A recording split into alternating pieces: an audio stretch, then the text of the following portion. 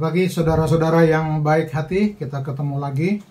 Sebelum kita beraktivitas, marilah kita sejenak memberikan waktu kita untuk mendengarkan renungan pagi, renungan harian untuk hari ini, yaitu hari Jumat, tanggal 30 Mei 2025. Nats yang diambil untuk hari ini adalah 2 Samuel pasal 7, ayat 21. Demikian dikatakan. Oleh karena firman-Mu dan menurut hati-Mu, Engkau telah melakukan segala perkara yang besar ini dengan memberitahukannya kepada hamba-Mu ini. Dalam bahasa Batak dikatakan demikian juga. Alani hatam jala hombar turuham di baiko saluhut halongangan nabolon. Laho pabotohon apkai tu naposomon. Saudara-saudara, nats kita untuk pagi hari ini kita mau belajar dari imannya Raja Daud. Maka itu kita ambil topik pada pagi hari ini adalah merendahkan diri di hadapan Tuhan. Nats ini fokus kepada puji-pujian Raja Daud kepada Tuhan. Daud dengan rendah hati memuliakan Allah atas kebaikannya. Saya kira semua kita tahu siapa itu Raja Daud. Dia adalah raja yang luar biasa, yang besar dan terkenal hingga sampai saat ini. Tetapi dia selalu merendahkan hati di hadapan Allah. Tidak pernah tinggi hati. Daud mengakui kebesaran Tuhan dan dia merasa Tuhan itu tidak ada tandingannya. Tidak ada duanya. Oleh karena itu mari kita belajar dari iman Daud. Sehingga hal ini bisa menjadi motivasi bagi kita untuk dekat kepada Tuhan dan merendahkan diri. Pada bagian ini Daud mau menekankan bahwa dia tidak layak untuk datang kepada Tuhan. Daud merasa tidak layak untuk mendapatkan apapun dari Tuhan. Padahal Tuhan memberikannya secara berkelimpahan kepada dia. Dia luar biasa, kekayaannya luar biasa, kerajaannya luar biasa. Tetapi dia tidak pernah merasa dia itu karena prestasi dia. Daud bukan saja merasa cukup diberkati oleh Tuhan, tetapi bahkan dia merasa Tuhan terlalu banyak memberikan kepada dia.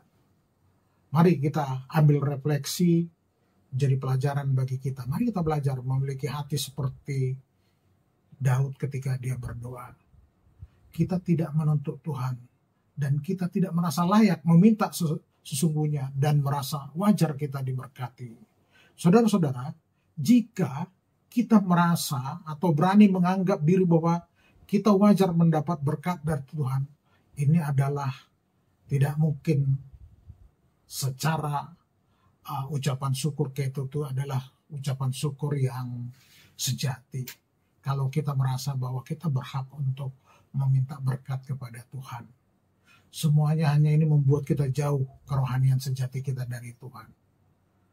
Sekarang pertanyaannya, kenapa kita harus bersyukur? Bukankah memang seharusnya Tuhan memberkati kita? Kita merasa sudah berbuat. Inilah sebenarnya kerohanian yang palsu. Kerohanian yang sempit, yang salah menempatkan diri kita di hadapan Tuhan. Mari kita belajar bersujud kepada Allah dan mengatakan seperti apa yang kata Daud itu.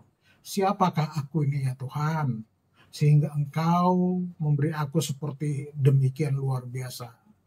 Mari kita renungkan yang sudah Tuhan kerjakan kepada kita dalam kehidupan kita. Apakah kita layak mendapatkan itu semua? Bukankah kita semua lebih layak mendapat murka Tuhan? Karena pemberontakan, karena dosa kita. Daud melihat Allah sebagai yang merancang masa depan. Allah yang memegang masa depan kita. Dia menyatakan apa yang akan terjadi di waktu yang akan datang. Karena dialah yang menetapkannya luar biasa. Betapa agungnya Tuhan itu terhadap kita. Mengapakah kita sulit merendahkan diri di hadapan Tuhan? Karena memang kita selama ini salah mengenal Tuhan. Mari kita belajar dari iman Daud ini. Jikalau kita ingin berdoa dengan hati yang takut akan Allah, biarlah kita memulai dengan mengenal siapa Allah itu. Biarlah kita belajar mempunyai hati yang gentar karena pekerjaan-pekerjaan dahsyat yang Tuhan telah lakukan bagi kita. Manakah yang lebih sering kita sampaikan, daftar keluhan atau daftar permintaan atau rasa syukur yang berlimpah? Nah, ini mari kita sadar. Apakah kita hanya meminta, mengeluh di hadapan Tuhan, atau kita menyatakan syukur kita kepada Dia? Dalam doa syukur kita mempunyai atau menyadari bahwa segala perbuatan Allah itu bukan karena kebaikan atau kemuliaan kita, tetapi sebaliknya karena kebesaran dan kemuliaan hati Allah semata-mata terhadap kita. Perbuatan Allah itu pada akhirnya menjadi bukti kemuliaan namanya kepada setiap orang. Seharusnya kita manusia menjadi makin merendahkan diri di hadapan Allah. Siapakah kita sehingga Ia mengingat dan memberkati kita? Apa jasa kita sehingga kita mendapatkan itu? Kiranya doa syukur kita untuk senantiasa mengingat kebaikan Allah yang telah terus memberikannya kepada kita. Dan dengan demikian akan lebih mudah bagi kita untuk melihat penyertaan Allah dan meneguhkan pengharapan kita kepada Dia. Meskipun kita hidup mungkin tidak sedang baik-baik saja. Dapat kita simpulkan dari uraian pada pagi hari ini adalah tentang kenapa kita harus bersyukur kepada Tuhan. Karena adanya kesadaran akan kebaikan Tuhan. Itulah yang pertama, adanya kesadaran akan kebaikan Tuhan. Yang kedua, adanya pengakuan atas kemurahan Tuhan. Yang ketiga, adanya penyertaan yang selalu dilakukan Tuhan kepada kita. Dan yang keempat adalah adanya pengharapan akan janji Tuhan. Apapun situasi dan kondisi kita saat ini, mari kita hadapi dan selalu bersyukur. Karena itulah yang Tuhan kehendaki dari kita, untuk selalu bersyukur atas semua berkat yang Tuhan berikan pada kita. Berarti dalam keadaan apapun atau masalah apapun, mari kita bersyukur kepada Dia. Di balik ucapan syukur akan ada berkat dari Tuhan yang disediakan bagi kita. Kita bukan apa-apa. Apa yang mungkin dapat kita lakukan? Allah senang mengambil orang-orang yang tidak begitu penting tetapi melakukan hal-hal yang besar. Kita jangan merasa diri kita ini adalah orang kecil. Tapi Tuhan mengambil orang-orang biasa, bahkan orang-orang kecil. Mari kita lihat Nuh. Nuh itu sebenarnya tidak siapa-siapa. Tapi Allah menggunakan dia untuk menyelamatkan dunia dari kehancuran total. Nuh. Yang kedua si Gideon. Gideon juga dipakai Tuhan untuk menyelamatkan, untuk melawan orang-orang Midian.